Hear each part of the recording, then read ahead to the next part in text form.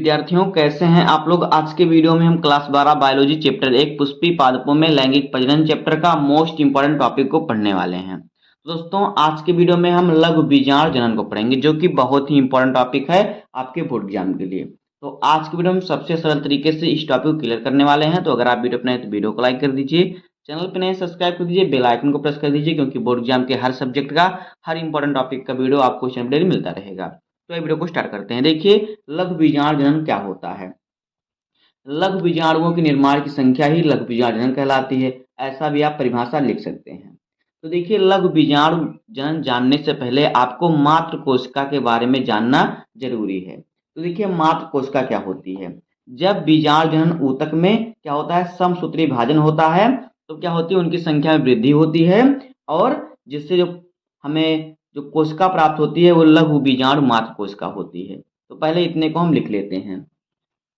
यहाँ पे हम लिखेंगे कि बीजाणु जनन ऊतक, बीजाणु जनन, बीजाणु जनन ऊतक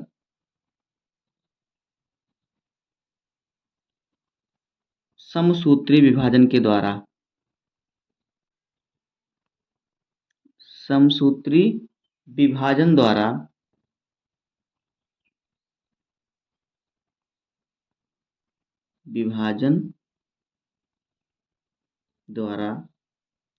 क्या करता है, संख्या में क्या होता है, वृद्धि हो जाता है। इसका जो लघु बीजाणु जनन ऊतक होता है, इसका जब समसूत्री विभाजन होता है तो इसकी संख्या में वृद्धि होता है, द्वारा संख्या में वृद्धि करता है,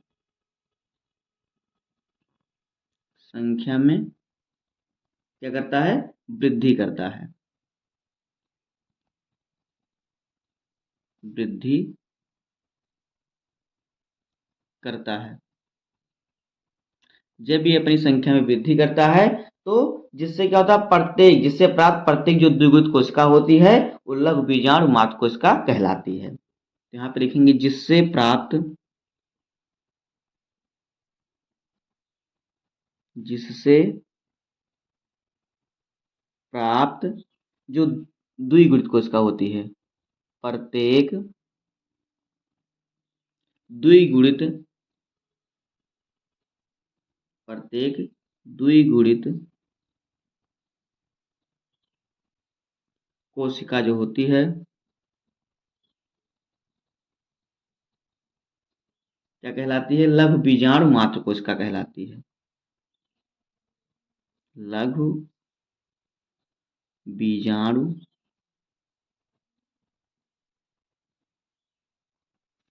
मातृ कोशिका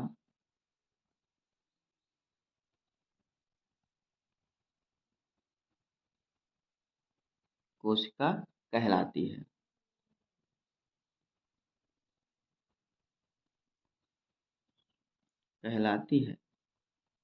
तो आपने जान लिया कि मातृ कोशिका क्या होती है। बीजाणु जनन ऊतक में जब समसूत्री विभाजन होता है तो अपनी संख्या में वृद्धि करता है, जिससे प्राप्त प्रत्येक जो द्विगुणित कोशिका होती है वो लघु बीजाणु मातृ कोशिका होती है। अब आप आसानी से समझ सकते हैं कि लघु बीजाणु जनन होता क्या है। तो देखिए, जो मातृ कोशिका होती है, हम चित्र बनाते हैं। पहले हम मातृ कोशिका का चित्र बनाएंगे, उसी के अनुसार हम समझेंगे। तो देखिए, जो लघु बीजाणु मातृ कोशिका होती है, देखिए वो कुछ इस प्रकार से होती है। हम चित्र थोड़ा छोटा बनाएंगे क्योंकि आपको पूरा देखिए तभी आप समझ पाएंगे। तो इस प्रकार से जो होती है, यहाँ पे मातृ कोशिका हम बनाएंगे। ये जो होती है इस प्रकार से, ये मातृ कोशिका होती है। ये क्या होती है, ये मातृ कोशिका होती है। यहाँ पे हम लिख देंगे मातृ कोशिका, मातृ कोशिका। अब देखिए, ये मातृ कोशिका जो क्या करती है, समसूत्री विभाजन के द्वारा, यानी सॉरी अर्धसूत्री विभाजन के द्वारा 4 लघु बीजाणु का निर्माण करती है। कैसे, देखिए इसमें देखिए 2 प्रकार से होता है, एक क्रमिक होता है और एक समकालिक होता है। क्रमिक मतलब क्रम के अनुसार उसका विभाजन होता है, लेकिन जो समकालिक होता है वो क्या होता है, उसमें एक ही बार में पूरा उसका विभाजन हो जाता है। तो पहले हम बनाते हैं जो क्रमिक होता है। तो हम यहाँ पे क्रमिक इधर बनाएंगे और इधर हम बनाएंगे समकालिक। इधर बनाएंगे हम क्या, समकालिक। तो देखिए कर्मिक में क्या होता है, इसका जब अर्धसूत्री विभाजन होता है, देखिए कैसे बनता है ये। तो ये इस प्रकार से बनता है और इसमें देखिए कुछ इस प्रकार से इसका जो होता है निर्माण होता है।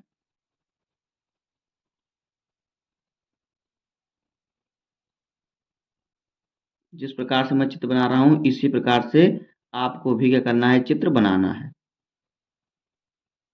इस प्रकार से ये बनता है। इसके बाद देखिए, इसके बाद इसकी संरचना कुछ इस प्रकार से बनती है। यहाँ पे देखिए कुछ इस प्रकार से इसकी संरचना बनती है। तो देखिए इसमें इस प्रकार से दो कोशिकाएं बन जाती हैं। इसमें दो लघु बीजांड कोशिका बनती है। उसके बाद देखिए उसको इसका भी थोड़ा अगर हम आगे देखेंगे,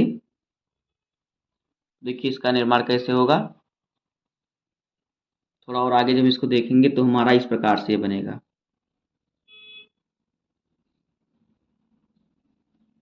तो इसमें इस प्रकार से कुछ ये बन जाएगा। एक यहाँ पे बनेगा, एक यहाँ पे बनेगा।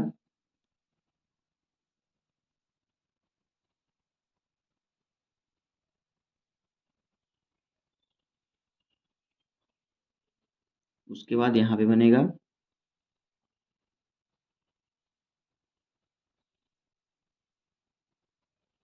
उसके बाद देखिए इसको थोड़ा हम और आगे देखेंगे तो क्या होगा, यहाँ पे देखिए तो ये जो जाएंगी चार लघु बीजाणु कोशिकाओं में क्या हो जाएंगे, अलग हो जाएंगे, विभाजन हो जाएगा इनका। तो ये कुछ इनका आकार कुछ इस प्रकार से हो जाएगा। इसका आकार देखिए कुछ इस प्रकार से इसका आकार हो जाएगा।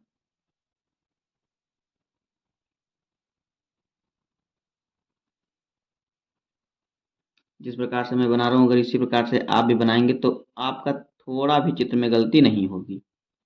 इस प्रकार से ये क्या हो जाएंगी, विभाजित हो जाएंगी।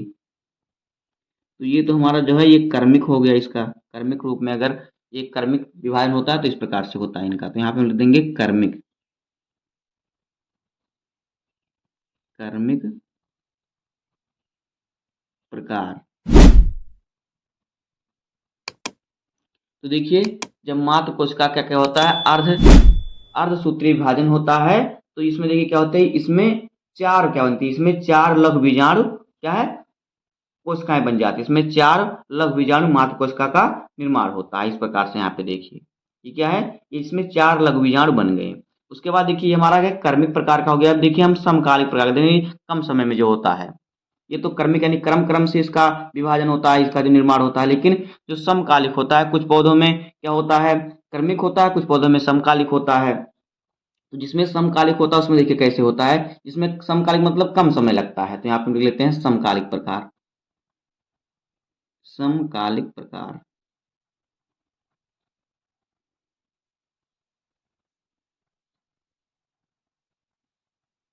तो देखिए समकालिक प्रकार में कैसे होता है, इसमें इस प्रकार से बनता है। उसके बाद देखिए कैसे बनता है, इस प्रकार से बन के ये ऐसे आपस में जुड़ा हुआ होता है। फिर उसके बाद ये क्या होता है, फिर उसके बाद यहाँ पे ये तीन बन जाता है। तो इसमें कुछ इस प्रकार से ये बन जाता है।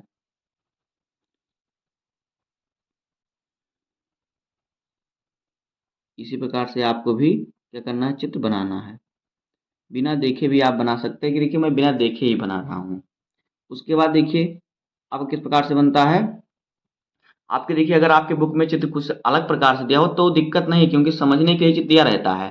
तो जिस प्रकार से बना रहे हो ऐसे भी आप अपनी कॉपी में भी बना सकते हैं। उसके बाद देखिए हमारा इसका कैसे आगे थोड़ा होगा, तो हम इसका इसकी रचना कैसे होगी। तो इसकी संरचना कुछ इस प्रकार से हो जाएगी।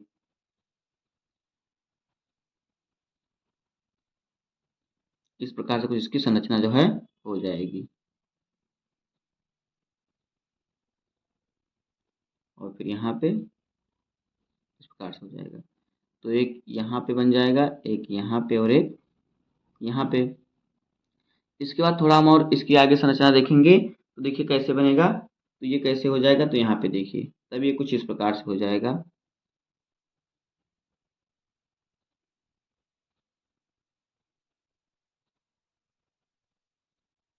इस प्रकार से, तो ये कुछ संरचना इसकी इस प्रकार से हो जाएगी।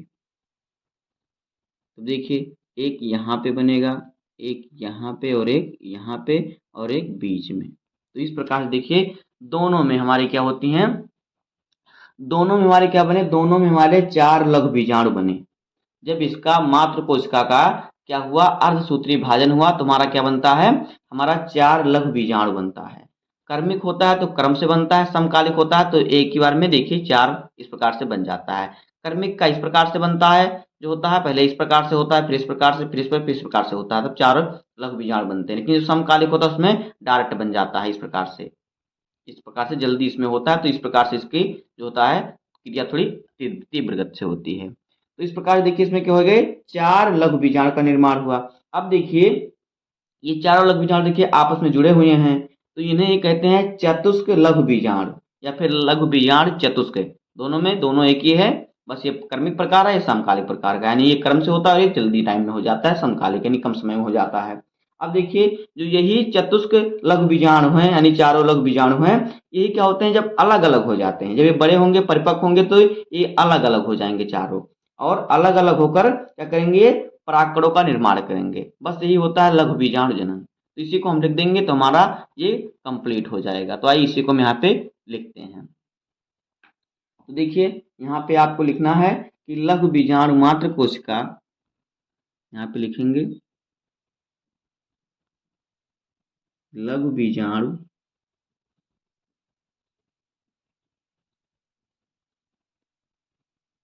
मात्र कोशिका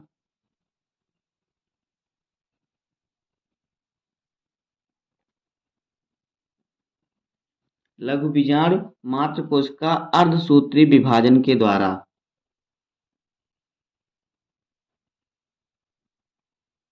अर्धसूत्री विभाजन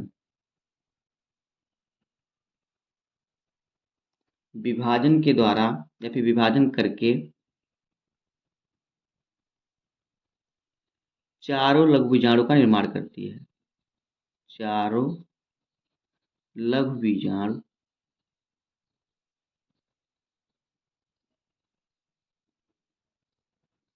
लघु बीजाणु का क्या करती है, निर्माण करती है।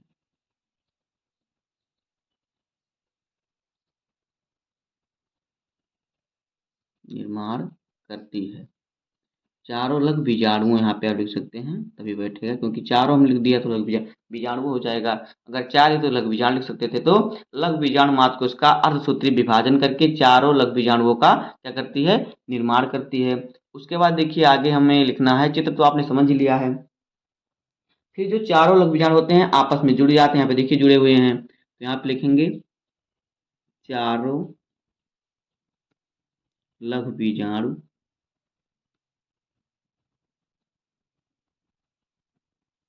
चारों लघु बीजाणु आपस में जुड़े रहते हैं, आपस में जुड़े रहते हैं। जब ये आपस में जुड़े रहते हैं तो क्या होता है, इन्हें लघु बीजाणु चतुष्क कहते हैं। उन्हें, अब देखिए चित्र में हमें देखिए चारों आपस में जुड़े हुए, तो इन्हें क्या करेंगे, लघु बीजाणु चतुष्क कहेंगे। उन्हें लघु बीजाणु क्या कहते हैं, चतुष्क कहते हैं।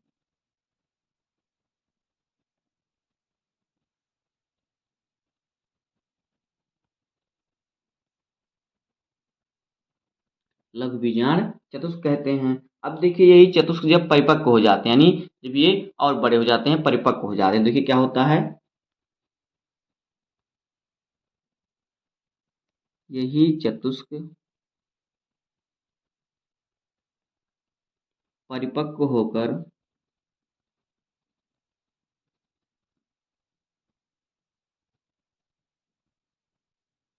क्या करते हैं, अलग अलग हो जाते हैं, अलग अलग अलग हो जाते हैं।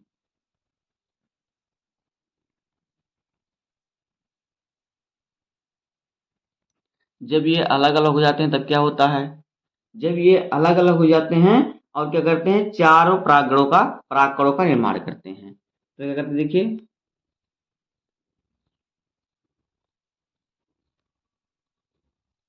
और ये चारों क्या करते हैं, परागकणों का निर्माण करते हैं। परागकणों परागकणों का निर्माण करते हैं।